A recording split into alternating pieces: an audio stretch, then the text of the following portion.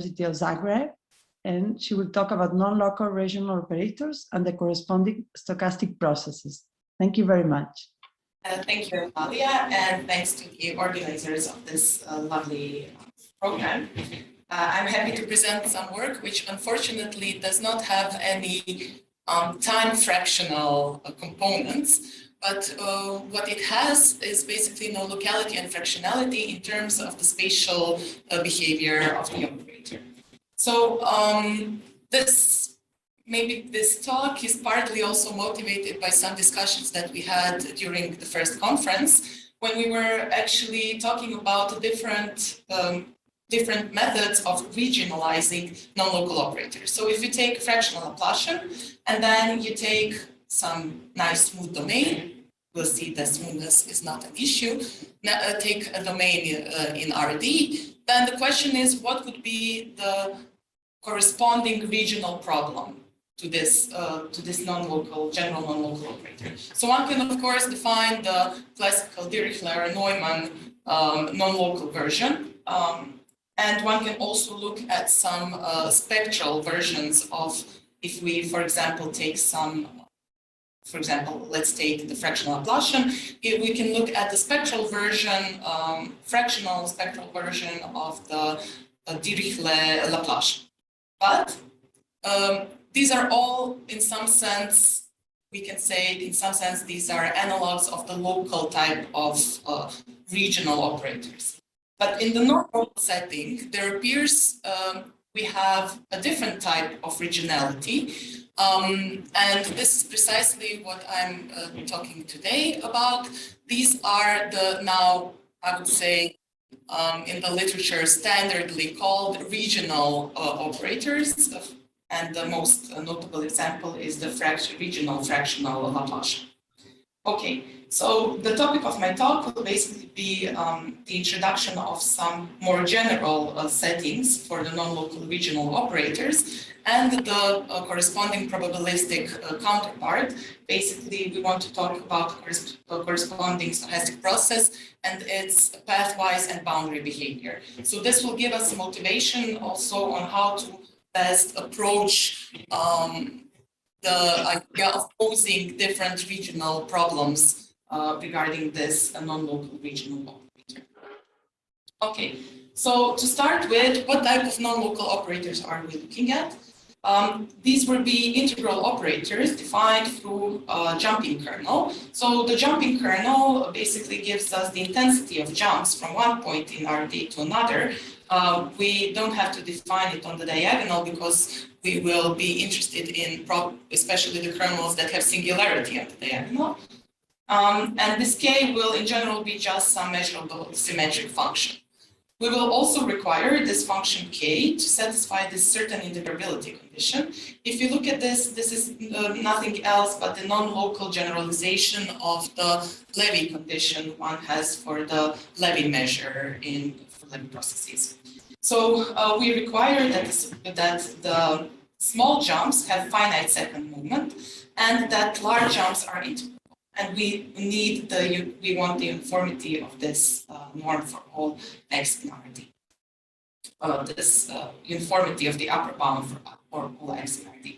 So for these type of kernels, we will look at these type of non-local operators defined through this principal value integral. Of course, when this is for functions for which this is well defined. What do we mean by this principal value integral? Basically, we are looking at the limit of these approximate integral operators where we integrate outside of some ball of radius epsilon around the x. So the idea is to look at these type of general operators. This integrability condition 1 basically gives us a bound for the subbound for the evaluation of the operator at function f in terms of the C2b norm of the function. Okay, so I have written down the definition of this principal value integral, but if we take f smooth enough, so if we take a function f with certain smoothness, then we can show that this principal value integral basically boils down to this integral representation. And this is the form that you usually see when evaluating non-local operators on smooth functions. Okay. So the classical example is, of course, the fractional Laplacian, where this jumping density k, the density of the jumping measure, is of this form. So it is a power function of the distance minus d minus alpha. Alpha is the parameter between 0 and 2. And here we have just some constant depending on the dimension and the parameter alpha, which just gives us a nice form of the characteristic exponent of this process. Okay, so if you don't want to think about more general non-local operators, you can always stick just to the fractional Laplacian and think of all of the results in terms of this characteristic exponent or this power exponent alpha. So can I put a question? So you can, in your equivalent definition, you use the ball of radius 1, you can use equivalently the Yes, that's true. Okay, so yes, so the idea is basically to show how we come to this to the notion of regionality. So if we take a sufficiently regular function f, what I mean by sufficiently regular, basically we just want function f for which this is well defined, and we take this function f to be 0 on the complement. How does the operator L acting on f look like? So for point x in D, in this open set D, we can now split this principal value integral over Rd into two parts. One is the principal value on D, because now the point x is in D, so the singularity is precisely in D, so the principal value part stays here, and the limiting integral over D complement boils down to this term here. Why? Because f of y is 0 on D complement. We just have this f minus f of x. And here we just have the integral of the kernel away from the singularity. And due to the condition 1 that we saw at the beginning, this is integral. Okay, so this first part here, we will denote by LDF of x. And we will call this operator LD precisely the regional operator on D. Of course, when it's well defined, I don't go too much into detail. We just take f to be sufficiently big. And this integral here, the integral of the jumping kernel, we will over D complement and x, we will denote by kappa D of x, and we will call it the killing density on D. So this is precisely the term that is responsible for the killing of the, we will see later on, of the killing of the process by jumping from a point x in D to the complement. Okay, so another thing one can ask is, so can we evaluate, and does this equality somehow make sense if we take x to be on the boundary? So what happens when we take the limit of these points x pushing to the boundary? So for D being regular, when D is regular enough for a certain kind of kernels, we will also discuss the limiting behavior of these regional non-local operators, and in that sense, we will denote this regional operator by LD bar. This LD bar doesn't mean that this principal value integral is different. It's just that we can also consider the limits of these values when we push x to the bound. So the LD bar is defined just as a LD inside and yes, the limit. Yes, that's true. Okay, If so sorry. If the limit exists. Yes, yes. So now I didn't put any conditions or anything. We are just talking about the general setting that we want. So if the original operator is the fractional Laplacian, then LD is what we call the regional fractional Laplacian D. And this type of operators was first, at least that I am aware of, first introduced or analyzed a bit in the detail in the paper by Bogdan Bertzi and Chen, censored stable processes, where it appears as the generator or the operator corresponding to the generator of the censored stable process, which they introduced using the Dirichlet theory. Then later on, in the following works by Chen Kim, Chen Kumagai, and Chen Kim Song, they examine green function estimates, then heat kernel estimates of both the censored and the corresponding reflected process. We will see that these are precisely the processes whose generators are the regional operator on D and what we call the regional operator on the closed set. So in some sense, these two results, Chen Kumagai and Chen Kim Song, give us the heat kernels of the corresponding regional operators. We will talk about this a bit later. Then in the work by Guan and Ma, and later on several works by Guan, so this would be the first appearance of the term regional fractional Laplacian that I am aware of. They discuss and they consider the regional fractional Laplacian on the bounded domain. They also connect it to the reflected process. They give a nice integration by parts formula, which gives us a good interpretation of what the corresponding Neumann problem corresponding to this Dirichlet, to this regional operator should be.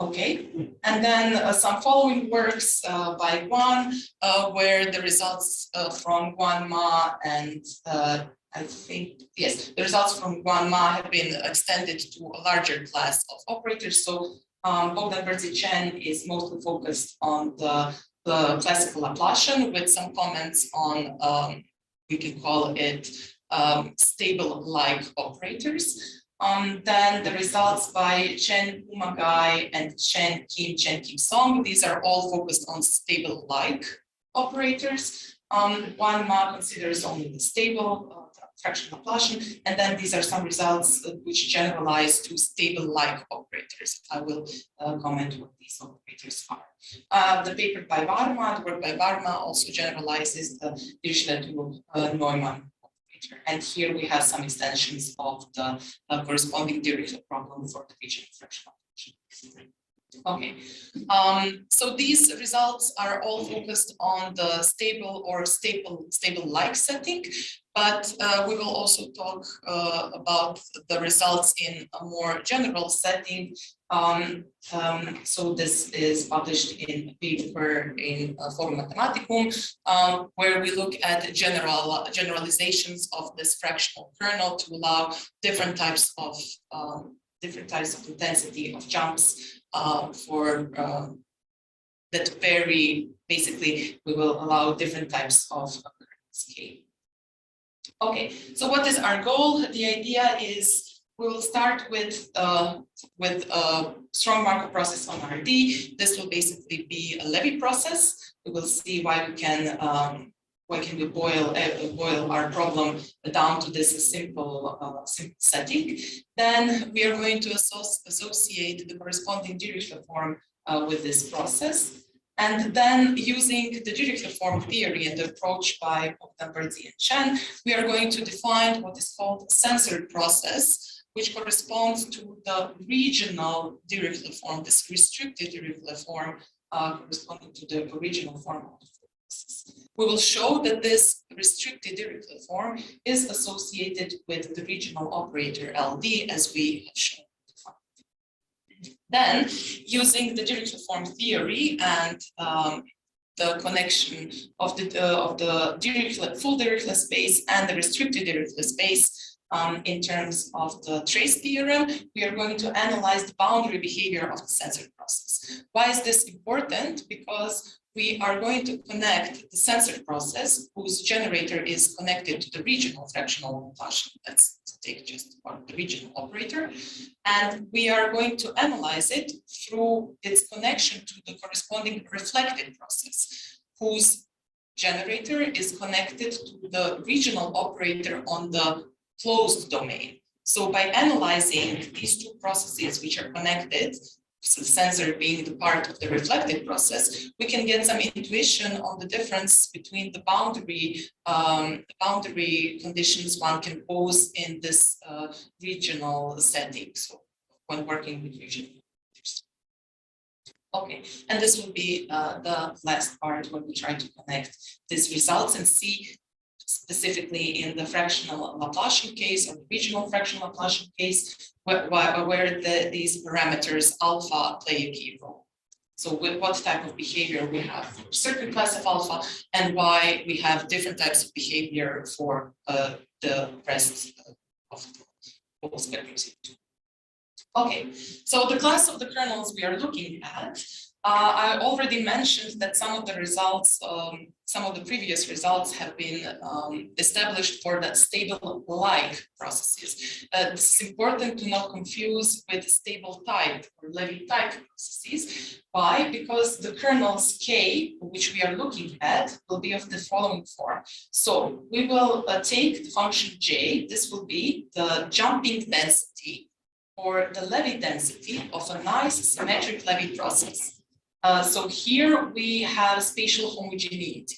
And the only spatial non-homogeneity comes from this bounded symmetric function C here. So here we see that we cannot allow a jumping density for which of the Levy type order, for which the exponent alpha depends on x. So alpha has to be fixed. And the non-homogeneity comes from this bounded function C. So if C is identically 1, we get this. We get a Levy process. We get a general Levy process. But if we take J to be this power kernel of order minus D minus alpha, then we get the Levy process. So the general Levy process, not only fraction, not only. Yes. We will see. So this is precisely. Let me put it here, then let me follow, hurry up, and then just show you this is basically the class of kernels we are working in. So the idea is that we still need an upper and lower bound in terms of the power functions, but note that these exponents don't have to be the same. So if the delta 1 and delta 2 were the same, then we would be in the stable-like setting. But we allow for different types of power functions that control the intensity of the jumping kernel K. So this is not the explicit scaling assumption that we are going to pose, but it is very close to it. So just to have a sense of which type of kernels we are allowing in this setting. So, and as I said, because we are just introducing non-homogeneity through this bounded function, we call these types of operators Levy-like operators. So just not to confuse them with the Levy type operators one might see. Okay. Since all of our results on the construction and the boundary behavior depend on or are based on Dirichlet form theory and the equivalence of the corresponding spaces. Basically, the only thing we need equivalent Dirichlet forms or equivalent Dirichlet spaces. We will see later on. This basically allows us, because the function C is bounded, this allows us to correspond to every kernel K or every process X with this kernel K, a Dirichlet form which is comparable to the Dirichlet form of some Levy process, which means that all the analysis can be done precisely just on Levy processes. So for simplicity reasons, I am here, so moving on, we will be just looking at constant function C's. So just taking C as 1 and deriving the theory for the jumping density of for nice symmetric Levy processes. But keep in mind that all of this extends mathematically to these type of Levy type operators. You use for this extension, you simply have qualities because of the boundedness of C. Yes, because C is bounded, we get an upper and lower estimates, and the corresponding semi-norms are comparable. Thank you. Thank you. Okay, so let me introduce the setting. So the infinite Levy measure means that the jumps are small. That you have a large intensity of small jumps, yes. So that the Levy measure is not integral. So we are looking at the interesting cases. This is also so basically this also follows from this assumption that we will see from the scaling condition. I will also comment on the importance of the scaling condition, where it plays the key role in the analysis. So far, we have not used any scaling, and we don't need any scaling. This construction works in general. So this scaling condition will come in handy precisely when we are going to analyze the boundary behavior. But for the construction and everything, this can be done in any generality. Okay. So we start with a purely discontinuous symmetric Levy process on RD, which we will denote by X. So this is a process whose so this is the Fourier transform of the transition density of the corresponding, or this is the transition measure of the corresponding process, is of the form e to the power minus t psi x, psi of x psi. This psi of x is the so-called Levy or characteristic exponent of the Levy process. And it is determined completely in our case, because we are looking at purely discontinuous Levy processes, by this jumping measure j of x. We are also, so there is no drift or anything. This is just, or diffusion part, this is just the pure jump process. Due to symmetry, we have this symmetric integral form.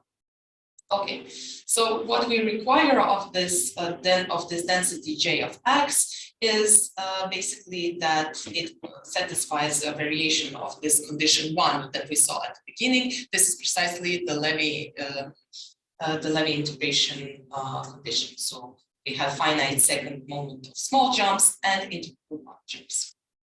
Okay, so this process X is a strong Markov process. It's a Feller process, and its semigroup is defined via this transition measure, or if you want to write it down probabilistically, PTU of x is precisely the expected value of the function u evaluated at the point x of t if the process x starts from this small point x of t. What is important for us is that we can represent this semigroup or the Fourier transform of the semigroup of evaluated function u in terms of the characteristic exponent psi of x. Okay. And one can show that the corresponding generator is precisely the corresponding generator is precisely associated with the non-local operator L that we saw at the beginning. If we take this is the principal value integral, if we take the jumping measure kxy to be precisely jx of x minus 1. Okay, so what we are going to do, we are going to associate with this process a corresponding Dirichlet form. So this is a very, very well-known theory. I'm just summarizing it here for those of you who haven't seen it, because it's very important in the construction and the analysis of the process. Okay, so the corresponding Dirichlet form can be obtained through the semigroup in the following formula. So we look at the limit of this L2 product here of these limiting forms here that depend on t, and we push t to 0. So using Plancherel's theorem, we can show that this, so we have here the L2 product, we move to the Fourier space, we use the representation of the Fourier transform of the semigroup here in terms of the characteristic exponent psi of x, and what we get in the limit is precisely this form for the Dirichlet form C. One can show that the corresponding domain is precisely the set of this bilinear form on L2. We are looking at bilinear forms on L2. D is precisely all L2 functions for which this form is finite. So this is very well known because we are working in the setting of Feller processes. Okay, then by applying, so instead of psi of x here, we can put plug in the formula for psi of x, which we saw on the previous slides. Precisely this, and by clever grouping and applying Plancherel's theorem again, one can show that this integral form is precisely the integral form given through these differences. So we can write the previous bilinear form in terms of differences, and this is, if you look at it, precisely what we want, because now what we get are direct bilinear forms with which we can associate our original non-local operator given in the integral form. So we see here basically that if we take smooth enough functions, then a C of UU can be represented as the L2 product of the operator minus LU with the function U. You cannot maybe see it immediately, but with the clever picking apart of this double integral, we can get precisely this representation. Okay, so this Dirichlet form is regular, and it has the space of all infinitely differentiable functions with complex support as a core. What does that mean, being a regular Dirichlet form? It means precisely possessing a core that is possessing a subset of CCRD and FRD, which is dense in the domain of the Dirichlet form with respect to the norm defined by this metric using the bilinear form C. We see here this index 1 means that we are taking precisely one L2 norm of the function U. You can take C alpha or C beta, or you take beta L2 norms of the function U. These are all comparable norms. Okay, so this space of test functions is dense in the Dirichlet space, and it is trivially dense in the space of continuous functions with complex support with. Okay, this result follows precisely from the Feller property of the process. So one can show, and this is well-known result, the regularity of the corresponding Dirichlet form. So now moving to the regional setting, what we want to do, we want to discuss what would be the regional Dirichlet form on some open set D. So we take any open set D without any assumptions on the regularity.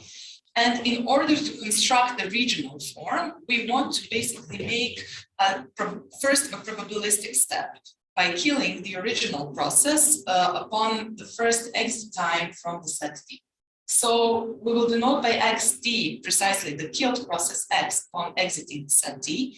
So this is the process that behaves like xt up to the first exit time of x from D. And after that, we just send it to some artificial cemetery state outside of R D.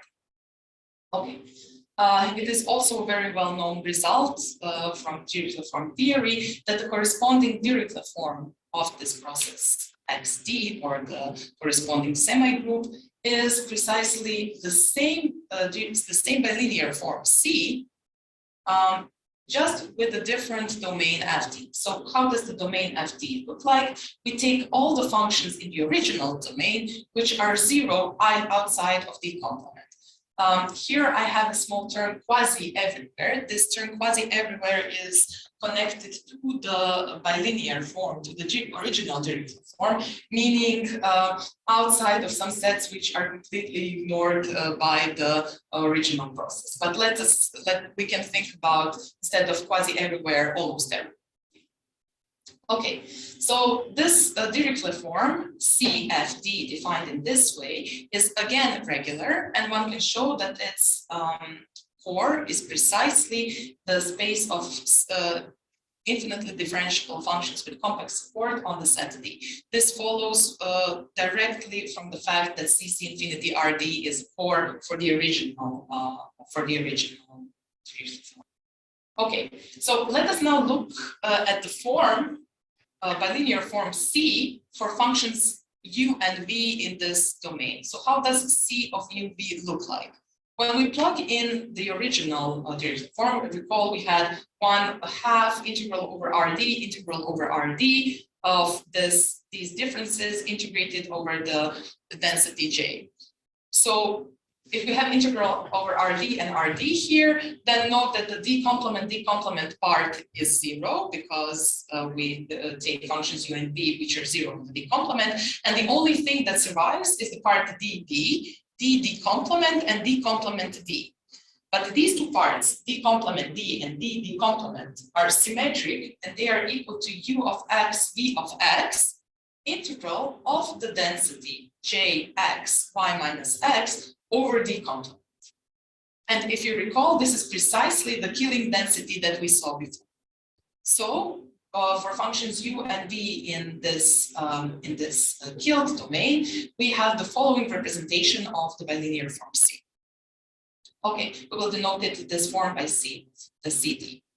And this Dirichlet form, we already said, was regular and has this space of CC infinity functions on D as its core. Note that we can also look at this Dirichlet form as a regular Dirichlet form on L2D, because we can just we can set this domain FD to be a subset of L2D, because these are functions which are equal to 0 almost everywhere. So we can also look at this Dirichlet form as Dirichlet form on L2D. So what is the motivation? So what is the plan on moving forward? We take this bilinear form C of D. This part here, this with the killing density kappa d of x, is precisely the part which is responsible for the killing of the process upon exiting set D. Our idea is now to remove this killing and somehow prolong the life of the original process. So we take this killing term in the Dirichlet form, and then we just take it out. So what we want to define a process.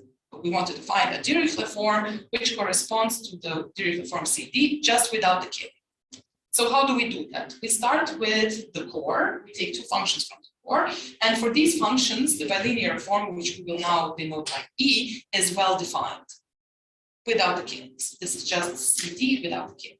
So this truly is, so if we look at this form, it is a bilinear form, it is symmetric, it operates on normal contractions, but one just needs to close it because it is just defined on CC infinity D. So what we do, we take the domain F to be the closure of the CC infinity D functions with respect to the norm defined by this bilinear form E. So we just close it. Now that we have the closed Markovian form, it is a Dirichlet form, and note that this is a Dirichlet form on L2D. Also, since we defined the domain to be the closure with respect to this E1 norm of CC infinity D, we automatically have this space of functions as its core, which means that we automatically generated a regular Dirichlet form. Okay, so we, by definition, immediately get a regular Dirichlet form on L2D. Why is this important? Well, this is important because of a fundamental result by Fukushima, which says that to each regular Dirichlet form on L2D, we can prescribe a unique symmetric Hunt process on D. Okay. So what I mean by a Hunt process, this is just a very nice, strong Markov process. So using this fundamental result, we can now associate with this Dirichlet form EF a corresponding stochastic process, strong Markov process. And we will call this stochastic process censored or resurrected process. Censored comes from the term that we are basically censoring jumps outside of D times D. And the resurrected term comes from the fact that we annulled the killing from the killed process and somehow resurrected the original process. Okay, so now we have the correspondence of a stochastic process, but we don't know anything about its pathwise behavior or its boundary behavior. How does this, we don't have any notion of the behavior of this process in terms of... One question, yes? Because it's a lifetime, so is it only local, so the zeta can be finite? Yes, and this is precisely what we will discuss in the following part. This is the first result in the boundary behavior, and this is the important part when we want to distinguish between different possible boundary conditions, boundary conditions corresponding to the original operator. Okay, so our first question is basically how does the pathwise behavior of this process look like? And basically one can show the following equivalent free constructions of this process. So we have seen the construction using the regular Dirichlet form. This is our approach to establishing the censored process. But then one can show that this is precisely the stochastic process that you obtain from the killed process through the Feynman-Katz transform by this multiplicative functional defined through the additive functional AT, whose reduced density is precisely the killing density that we saw before. So basically, if you're so basically what happens here, we are restarting the killed process according to this density AD, this reduced density, which is also the killing density. Okay, and for our consideration, the most important construction technique is the piecing together procedure by Ikeda, Nagasawa, and Watanabe, which will give us precisely the pathwise behavior obtained directly from the killed process. Okay. So this characterization was first by Bogdan Percy Chen for the stable, but the setting is the same for all more general symmetric Levy processes. Can you say more about this dust? Yes, and I will say in pictures. Okay, so I think it's best to show it like this. So this is one trajectory in time of one-dimensional symmetric Levy process. This is some approximation of the trajectory of an alpha stable process. And we are going to look at the censored process censored on the positive half line, so above this line we've here. Okay, so first step is to show the part of the trajectory that corresponds to the killed process. This means that we look at the first time where the process exits the positive half line, and then we kill the process. So this is just part of the trajectory that corresponds to the killed process. Now, instead of just stopping here and killing the process, what we do, we go back to the limiting position before the process was killed. So this is precisely this limiting point here. And at this point, this is x tau d minus the limiting point. At this point, we restart a new independent copy of the original process. Okay, and we track this copy until it exits our set D for the first time. Okay, then again, we go to the limiting, we go to the limiting position before we exited the domain. We restart another independent copy of the original process, glue it together, and we get a sequence of killed processes, countably many times, which precisely give us the trajectory of the censored process. This is the Ikeda Watanabe Watanabe piecing together procedure. And one shows that this piecing together, gluing up, it gives us precisely the process who is a distribution equivalent to the original process, or the process given through this Feynman-Katz transform. Okay. Yes. Yes. From the point of view of what happens when you jump, so you restart the process at the position before going out. So yes. Set, but then it can go out again. If it stays, you restart again. Yes. Okay, so anytime you jump out, you just restart at the same point. Yes. So in terms of Nonlocal simulation, that is literally easy. That's so you just easy. say just it goes loop until yes. it stays in the center. Okay. Yes. Yeah. In terms of Monte-Carlo simulation, you would just say ignore jumps out of the. Yeah. Okay. Well, what is important here is that we can. There is another question by Boris. Yes, sorry, Vanja. It's just a question whether this is just an accident or whether it's intended that your blue process looks exactly like your green process. It might be some, yes, sorry. Yes, I said independent copy, but it seems that I maybe cut out You use the same one, okay. Yes, thank you so much. This is very important. Yes, so any correspondence between the first green part and the blue part is completely accidental. Okay. Like it was random, so. You know, it was random, but it might be that I just glued the second part instead of the third part. Yes, so you see that this is exactly the same. Yes. Boris, thank you. This is, I will change this for future. Okay, one thing that I didn't mention and is extremely important is to know that we can do this restarting as long as our limiting position before the exit is in D. And one can ask does that happen always?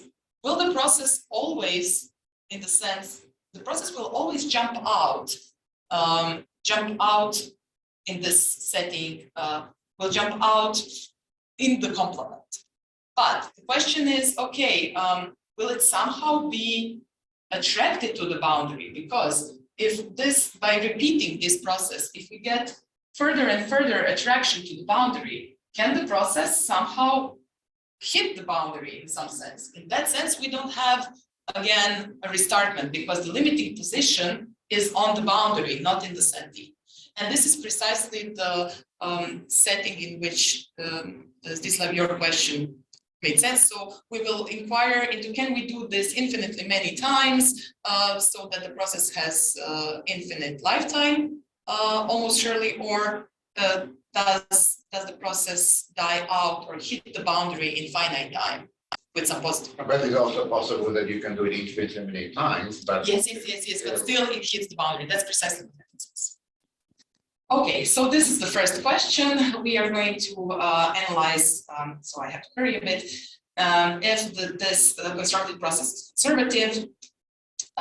If we are talking about this question, we can also then ask what is the probability that if the process dies out, it dies out at a certain part of the boundary. I immediately said certain part of the boundary, although here A is written as a subset of the closed set D, but note that there is no killing inside D, because if the process, if the limiting point is in the set D, in the interior, we can always restart it. Okay, which means that if the process dies out, it has to die out at the boundary in some sense. Okay, we will analyze this on a certain class of domains, which is very, very general.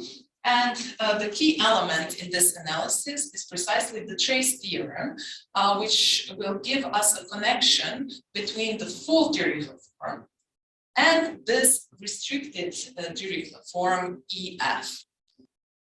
To be honest, this connection is not direct in the sense that the trace theorem will give us the connection of the original Dirichlet form, this was CF of RD, to what we will call the resurrected Dirichlet form. So this is precisely the Dirichlet form which has the same bilinear form E as the censored process, but we extend the domain to all L2D functions for which the form is finite. So we take the extension of the Dirichlet domain and we will connect this Dirichlet form with the original Dirichlet form CFRD. Okay, then using the trace theorem, we connect the extended Dirichlet form to the Dirichlet form of the censored process. And in the end, the question of the conservativeness of the original censored process boils down to the analysis when these two domains coincide. To make things a bit more approachable and simpler, let us look at the fractional case in which this domain F, so note this was just the closure of CC infinity D functions with respect to what was, if you recall, basically a Sobolev, fractional Sobolev norm. So this is nothing else but the fractional Sobolev space H0. Whereas here, this EUU defines precisely the fractional Sobolev norm. So this closure F bar is disclosed, this extended domain is precisely the fractional Sobolev space. Okay, so basically we are looking at the analogs of the trace theorem for fractional Sobolev spaces. Okay, so what are the conditions on the characteristic exponent?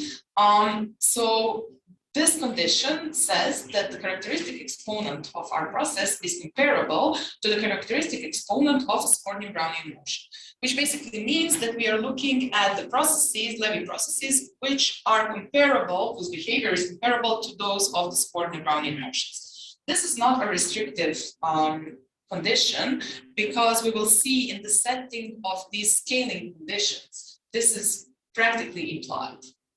Okay. So under the scaling conditions that we impose, this is not something that is an additional restriction.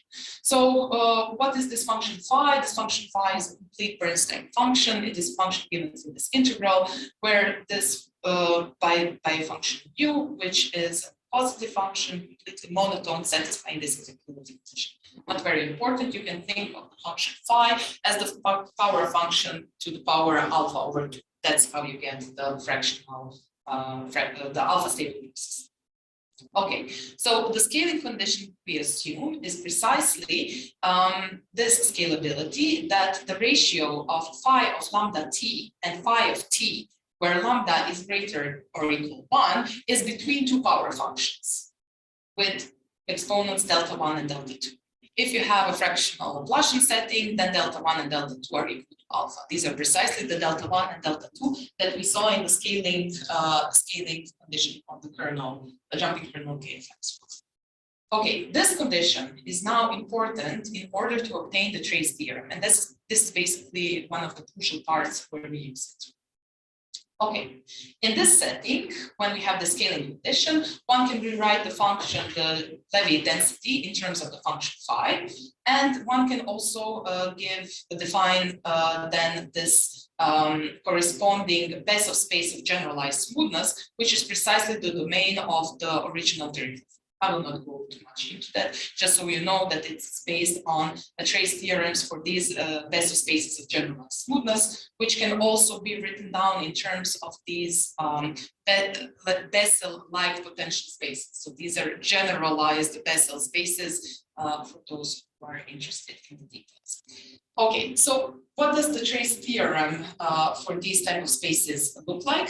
So the trace theorem does not hold on any open set, but we need a certain type of regularity. This is the so-called Alfors regularity, where we ask that the domain be an open D set. Basically, we need that the volume of ball intersecting the boundary has at least some is comparable to the volume of the whole ball particle. So, but these are very general spaces, and so, for example, you can take Koch, snowflake. These are very, very, very, very general spaces. Yes. You take like this. Cusp doesn't work. So cusps are an issue. Yes. Okay. What one can show is that the trace space of our original Dirichlet form is equal to this extended regional Dirichlet form. And this automatically implies that our extended Dirichlet form E over minus F is regular and has the core of this form. This is, this is Mathcal F. So this is a type of Mathcal F. What does this mean? Why is this important? Because due to this regularity, now we can associate the corresponding process that extends our censored process. We will call this process the reflected process. Two very important implications of the trace theorem are also that this is the active reflected Dirichlet form associated with the Dirichlet form E of F, and this is the maximal Silverstein extension. This is not that important to understand. I just put it here for those who are more aware of this Dirichlet form theory results. But what is important that these 2 and 3 conditions, or these implications, give us the association between the censored and the reflected process. So since we have regularity, now we have a symmetric Hahn process, again by Fukushima's result, which is now a process on the closure of a set D. And we will call it a reflected process. What is important is that, so this now comes the Silverstein extension part. This is a process extending the censored process to the boundary.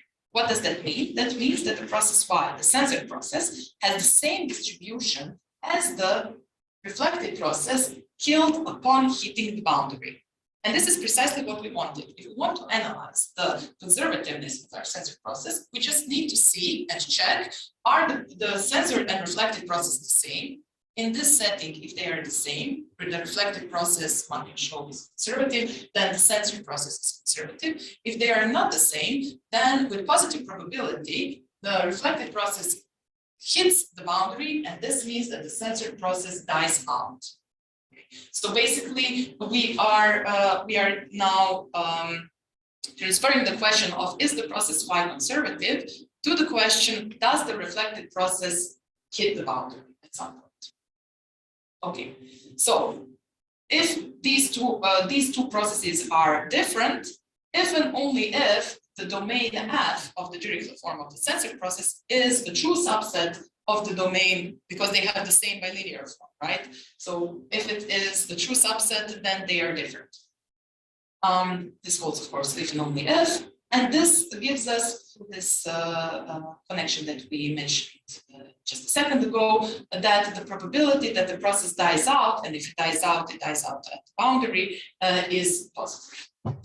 Okay, if we additionally assume that the D has finite Lebesgue measures, we are now looking at the bounded domain, then this probability is equivalent, that then we have, then the process dies out with probability 1, and one can check this difference between the domains by checking if the constant functions are in the domain of the censored process, of the Dirichlet form of the censored process.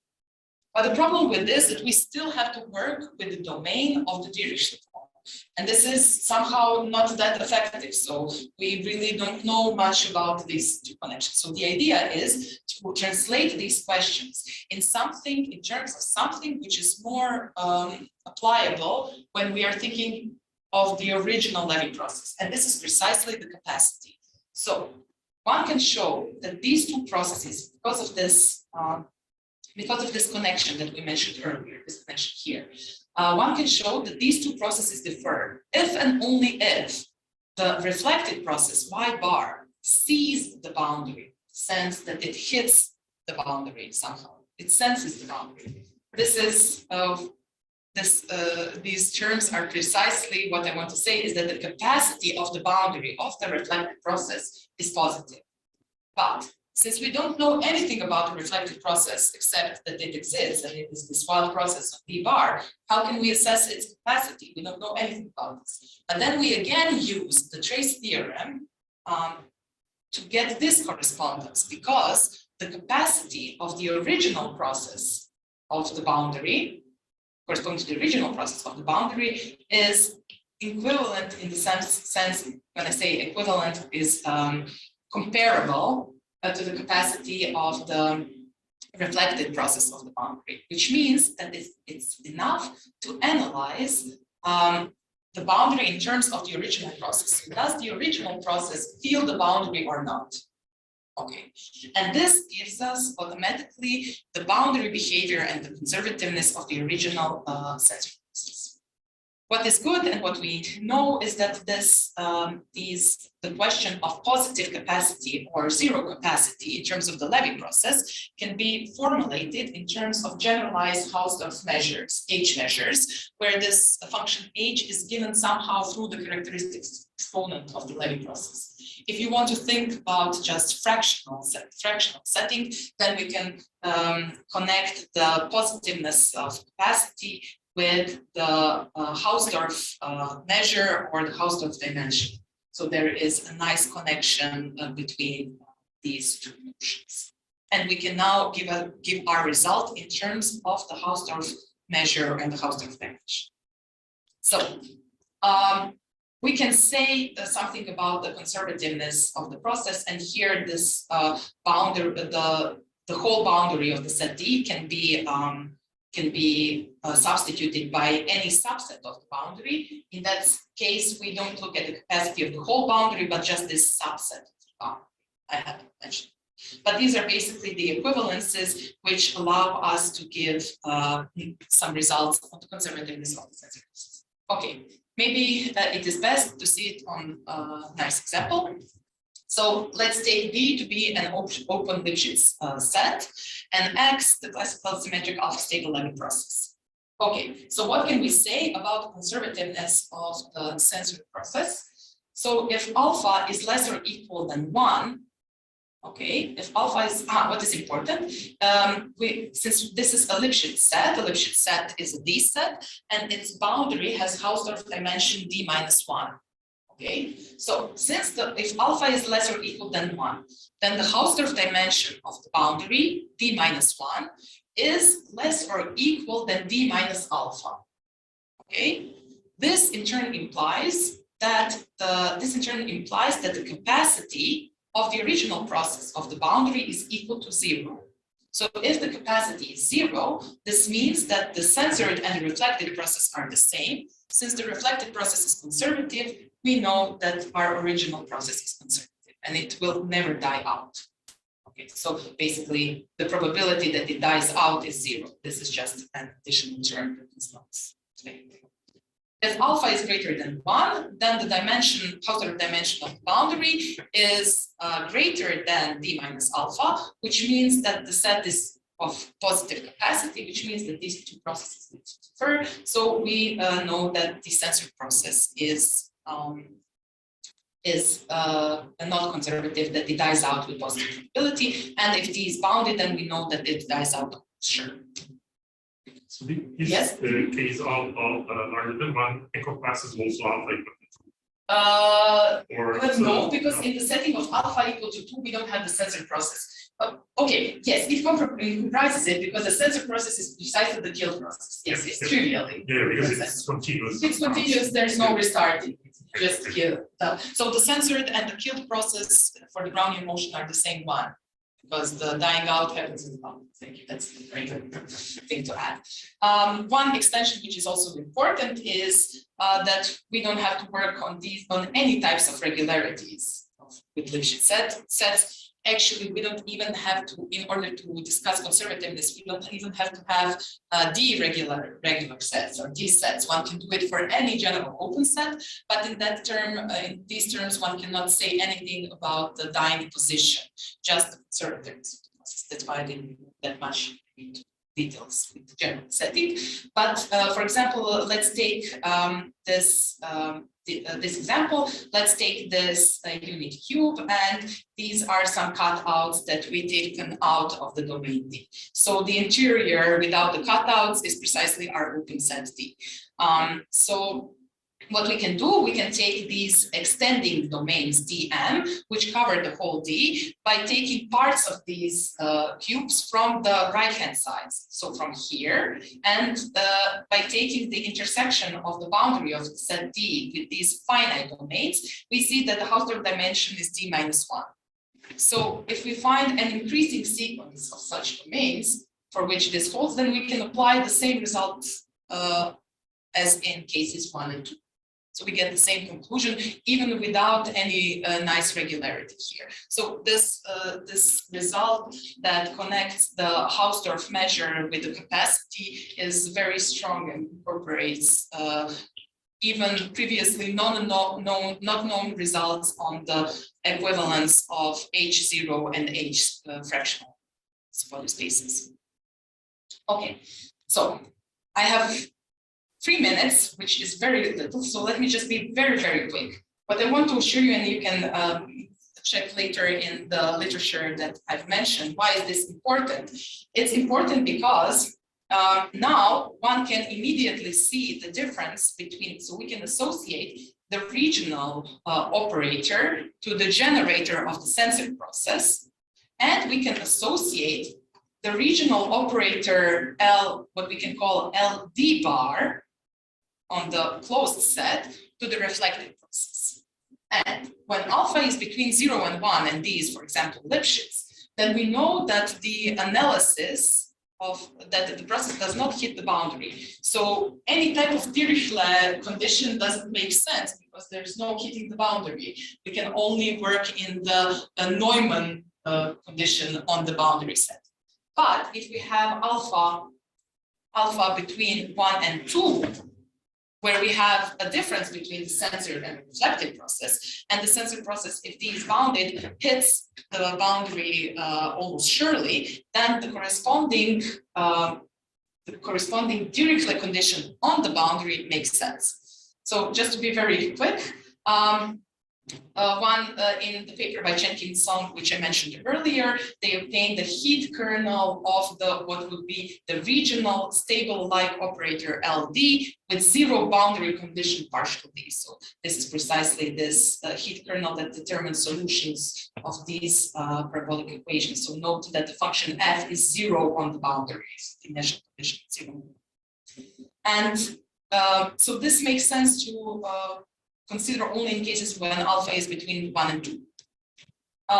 When alpha is between 0, 1, then the censored and the reflected process are the same. And in general, one can obtain the heat kernel estimates which are of the same type as the heat kernel estimates for the original process.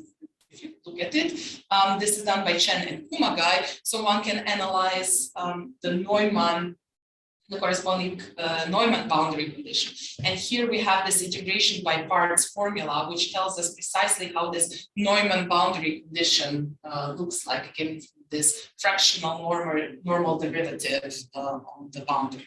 And this is done in respect one and Ma, and generalized later by Vanja. So I'm very sorry that I stop now. I'm very sorry that I didn't get more time to discuss maybe these last 2 slides, which might be most interesting to you, but I can assure you the rest of it is more interesting for me, this pathwise behavior. So if you have any further questions, please let me know. Yes.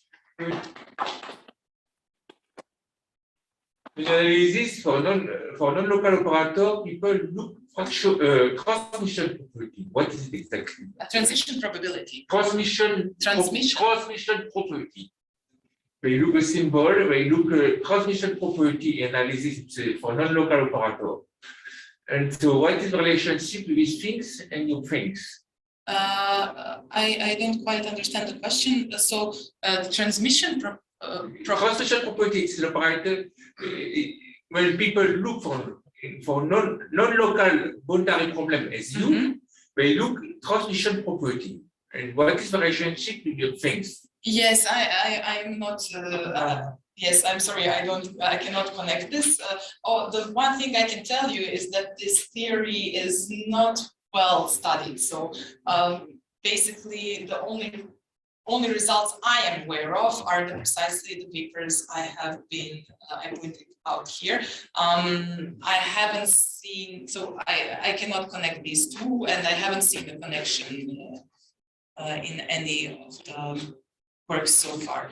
So this is not connected to your question, but no, it's no, there is a connection. So what I wanted to add now, I recalled that the last 2 slides are specifically for the fractional Laplacian. This is because in the more general setting, other than the boundary behavior analysis, not much is known. This is precisely because you don't have this exact scaling, so all calculations precisely don't match. I mean, we don't have any further result outside from the classical fractional setting. So there is a lot of work to be done. Sorry, we will discuss it. Yes. Are you aware of the following? So the Dirichlet forms setting. So you mentioned Fukushima. There is a book by Fukushima, and there was some generalization of Dirichlet form to infinite dimensional space by Vanja Wagner. The same man which you mentioned, which is infinite dimensional kind of a maybe using space, etc. So, so you can at least if you start with their framework, you have some process defined by them. You can start with at least some fractional power. You have some example of maybe not linear process directly by some process not discontinuous path. So in principle, you could ask the same question which you ask here. Are you aware of anything? No, and I'm quite sure there are no generalizations in this direction. It's also very restricted because we heavily rely both on the Feynman-Katz transform and the Ikeda-Nagasawa-Tanabe piecing together procedure, which I'm not sure would go through in the setting. And also, as I mentioned, these 3 theorems, one would have to get at some type of analog of this. I am not aware of any results in this direction. Thank you very much. There is a question from Boris. Hi, please, Boris. Yeah, Hi, Vanja. sorry, yeah. Thanks for a fantastic talk. I really enjoyed that. Just to make sure that I understand this correctly. So if I have this censored process on let's say in R2 on the unit disk, you're saying this process is dying out if alpha is between 1 and 2? So you have a unit disk, and yes, basically, in this setting, you are in the setting of this example. Yeah. Yeah. So if alpha is between 1 and 2, the censored process dies out. Okay.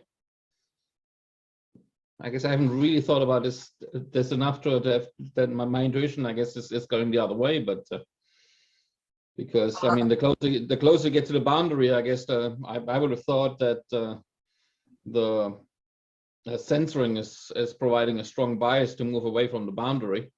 No.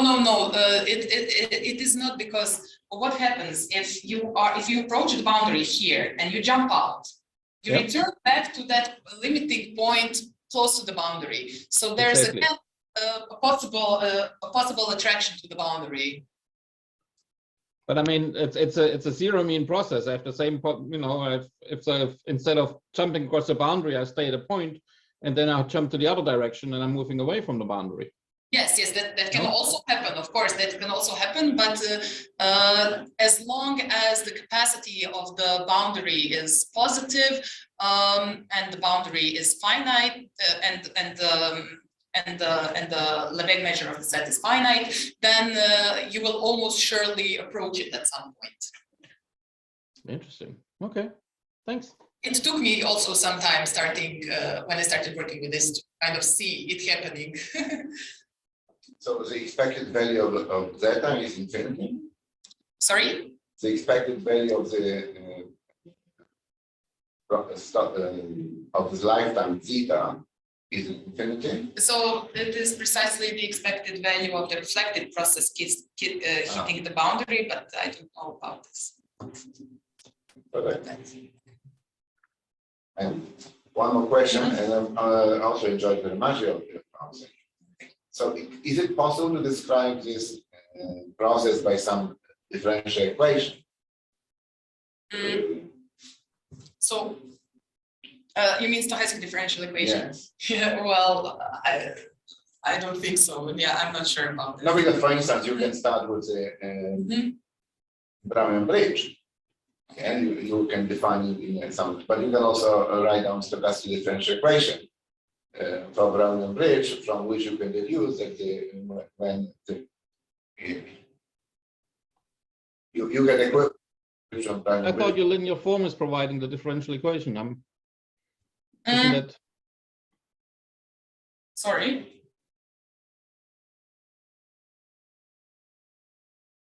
Yeah, you mean it should be some kind of equation with some attractive potential to the boundary. you mean through the final Katz transform, sorry.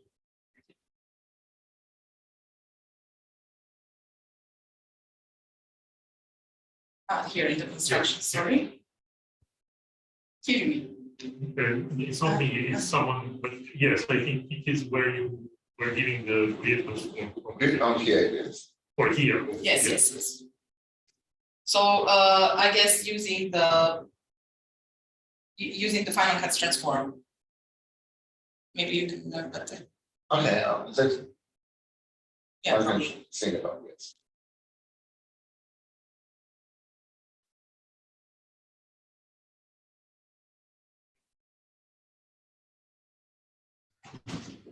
Okay.